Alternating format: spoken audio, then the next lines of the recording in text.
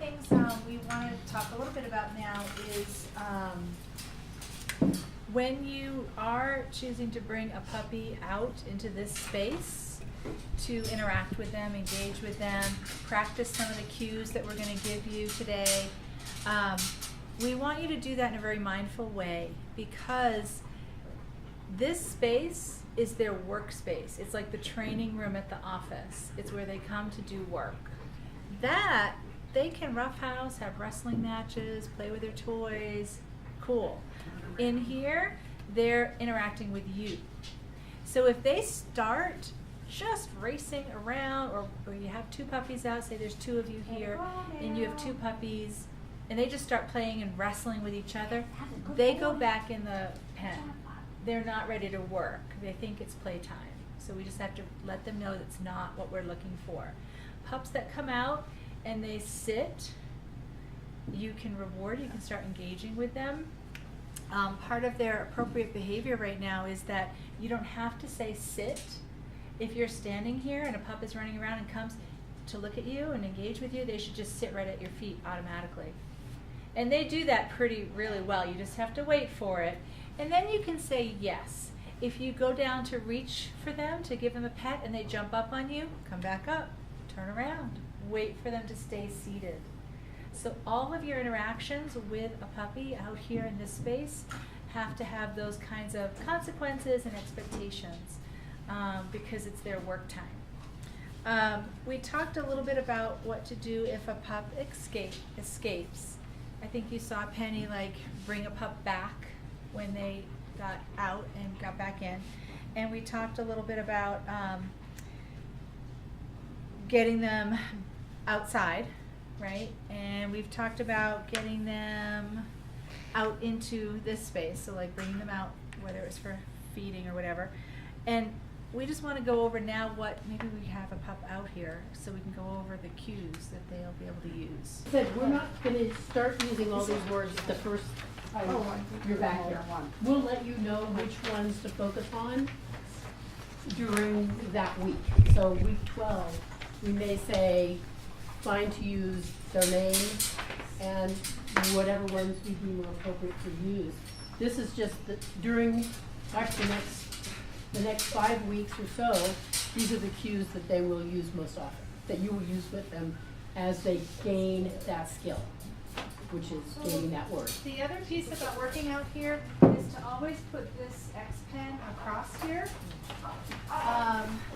Really, really important, because again, it limits their workspace, but I have had pups make a beeline to the back and start jumping on 20-pound treat bags, and all I can see is that treat bag or kibble bag or litter bag falling on top of them. So that's really not dog safe, puppy safe, but in here is pretty, you can keep a closer eye on them. You never want to have more than two puppies out, ever. They're at the stage where they could get into things in the cleaning area. They could be gnawing on furniture, gnawing on cushions, and we want to not have that happen. And so you have to be able to, if you have brought a friend or someone and you have 2 or 3 people here, you all have to be watching that puppy or puppies all the time. And it's impossible to do if you have any more than 2 puppies out. They fly around here and they get really busy playing. So we're going to come out there.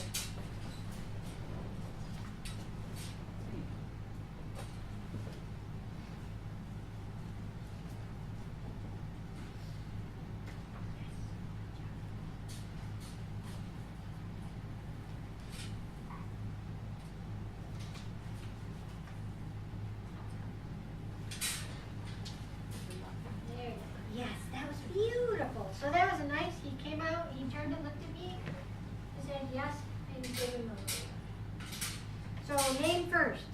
Name means stop, look, and listen. Emerson. So he's not, so I'm gonna, before I say it again, I'm gonna kind of make, yes, that's a good one. Emerson. Kind of So there's a sit. So my yes is timed with as soon as his butt hits the floor.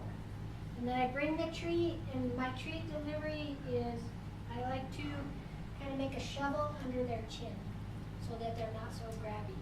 If you're kind of like this or kind of, then they get more grabby with their hands. Yeah, yeah. So, Emerson. So, if he's going away from me and I've said his name a couple of times and he hasn't responded, then I have to do something. I have to go closer to get his attention. Emerson. Yes, there you go. So as soon as his head turned toward me, I told him yes and rewarded him for that. What's another cue? So just to say, to not use their name more than twice. Yes. And to give them time in between to process. Their little puppy brains are saying, oh my gosh, there's a person over here and a smell over here and what's that moving over there? And so they need time, and they're like, wait a minute, she just said my name and I'm supposed to do something. So give them time to process. And if you said the name, like Penny said, twice, you gotta do something else other than say their name again. What else? Yes, when we're saying yes in the timing. So yes of the timing. So yes, when they look you in the face, you can say yes, reward them for that. When they come up to you and they sit right in front of you, yes. So when you want them, let me see if I can get him to come to me. Emerson. Up. Come. Yes. So see where his position is when I said yes. It was within touching distance is where I want him to come. And if you'll notice, when I deliver my treat, I'm not reaching out there to him. He's got to come close to me to get it. So that's that's going to help us when we're doing their loose leash walking and getting them to move with us through the world, is keeping them in close to us, and they know they have to come to a certain position to get their paycheck. So we don't want to be handing stuff out there. We want to be keeping their paychecks close to our bodies so that they move close with us. The yes should be uniform, meaning it all should sound the same from all of us. So it's never a yes or anything elongated in any way. It's crisp, it's short, it's sweet, it's clear. Yes. Yeah. Think of it as a period. It's a period to your behavior. This shows the end of your behavior. Interrupters. Ah! So chewing on a shoe, I made ah! He didn't stop right away, so I started clapping my hands. So that's a distraction. It's a interrupting behavior, interrupting sound or interrupting action to get them to stop doing something that we don't particularly want them to do. If it gives you just half a second of them turning away from whatever it is they're doing that you want them to stop doing, it's that half a second that you can be like, hey, come this way, or give them some other direction or some other language, or give them a distraction. Yeah. Hand them a toy, do something. Yeah. The next ones are with words, so it's like sit, come. Yeah. We add walls here. Yeah. Chin it right. That's all. Emerson. There you are. That's my good boy. Let's go.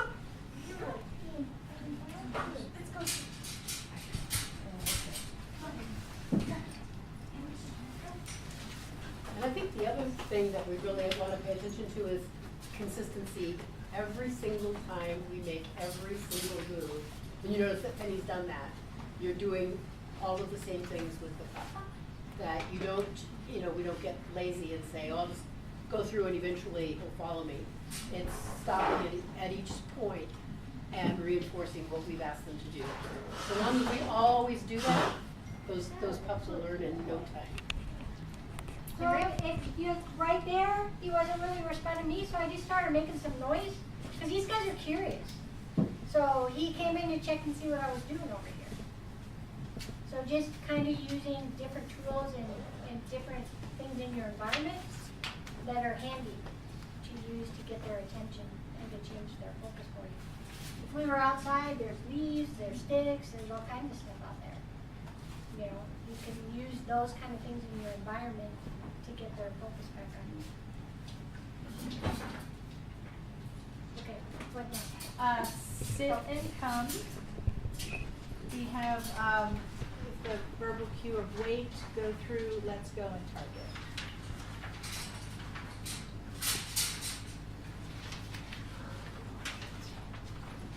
Lois, you wanna go to work?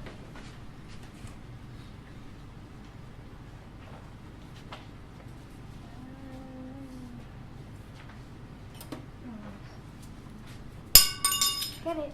I just wanna get her in work mode. Bring it here, Lois. Bring it here. Yes, thank you, that's very good. Our puppies don't know that yet. Yeah, they don't know it. I just wanna get her working with me. Get it. Bring it here. Yes, perfect. Thank you, girl. That was a good job. What do you want, a down? A Sit. No down. She's Sit. already. Oh yeah, that's right. Well, let's go.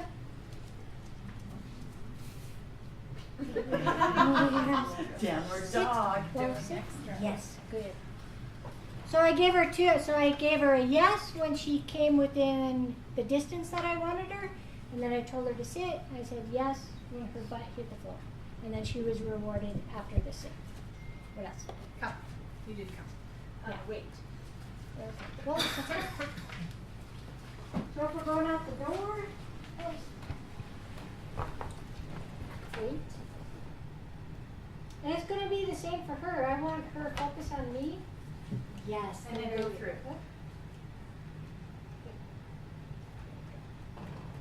Wait. Wallace, go through. Wallace. So there, I lost her because she went out there to get a toy, so she didn't really, she should have went out. So we're gonna do it coming back in. Wallace, come. And this is what I didn't mention about feeding. When they're fed right there, and as soon as they're done, I take them through that door to the green yard. They turn around, I give them a treat, and we go over to the side door, and they can go in the play yard. Yes. And that way they are done. There you go. Sorry, we may have missed that. 'Cause we- Okay, we'll do it again. Good job. Okay, she started to kind of go through, and I said her name to get her to turn and face me, but we'll go have to do it again.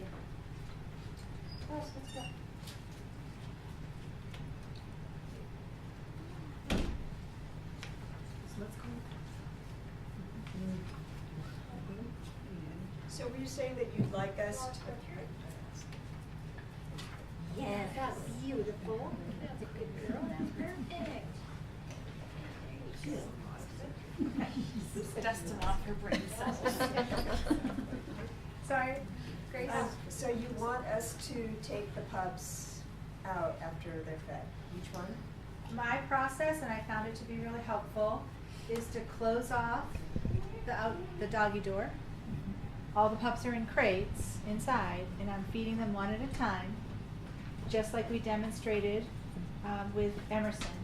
And when Emerson is done, he walks out that door with me, and he'll turn around. I don't use a word, but he turns around because I've got a treat right there for him. And then from there, I lead him to the side door so they go in the puppy yard.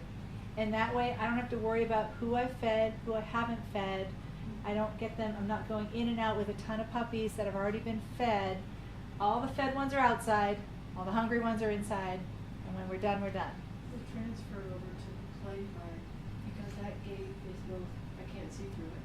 Right. And it's really dangerous for them if they get their paws Right. caught. So I I have- have a little trouble getting them. Once I have a critical mass of puppies out there and I'm trying to get another one in there, Yeah. I find that they're right at the door, but I find that once the puppies that I'm trying to get in is in, they just run away together. Like I don't have too much trouble with them all wanting to try to escape. It's like they're just waiting for their friend to come and then they run off together. But should we? I've had a different experience and I'm worried because Okay. I'm gentle with that kid. I don't care if they all get in there as opposed to somebody gets their foot Right. So I'm gentle with it occasionally, when somebody tells me, hey, I'm here. But Right. So I've actually gotten down on my knees so that I can get that little one through without, because it's all about their safety. Right. And I just don't have another, I don't see another choice there, experience to get one. Right. Maybe we can show that after the rest of the cues. It's just a couple more. I think we've already talked about Let's Go and Target. Lois. Yes, very good. Target. Yes, that's perfect. Good job. So this Oh, will, no, it's- this will eventually be a cue that they'll get. Yes. And you'll be able to Good. practice. And that's that they touch their nose to your hand with enough force that you feel it. And the yes comes immediately when you feel their nose on your skin. And one of the important things is practice it with both hands. Not just your right hand. I know most of us are right-handed, but practice it with both hands when you're doing it. Practice it and have fun once these guys almost start. Yes.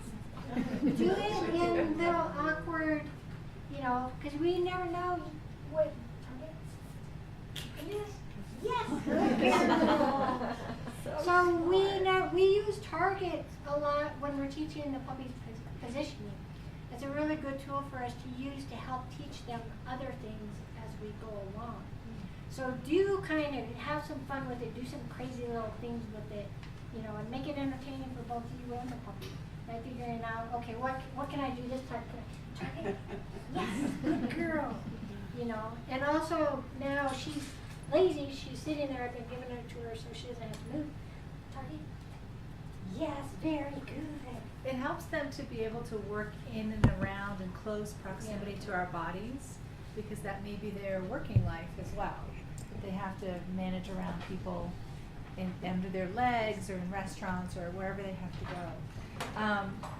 And someone mentioned down, and just so you know, we are not training down out here at Sunrise or at this stage. A lot of our puppies have confused sit and down because they all merge into one thing. And so we're going to really make it distinct and separate it, and they're going to get their sit, they're going to get these other cues, but down will be for later. So for Let's Go, right now she's in my correct position. Lois, let's go. Yeah, sure. So when these pups learn Let's Go, it's just, and you notice that I said it, I had a short pause, and then I stepped off. And within the first few steps of me moving forward, she's in the correct position. I'm rewarding her for being in the correct position going forward. Yes. How did you get her to sit beside you instead of in front of you? She's a rock star. Yeah. I know that she was there by the time I saw her. Yeah. See ya. So she's, as we go through their training, with the young ones, especially when we stop, we'll kind of have a natural barrier there, so it helps them maintain the correct position. If they're on leash with us, we give them a smaller boundary so that they stop in that position. So that the positioning stuff is stuff that's going to come later on in these guys' training. Okay. Yeah. So right now you don't have to worry about the position. So we're on the floor. Yes.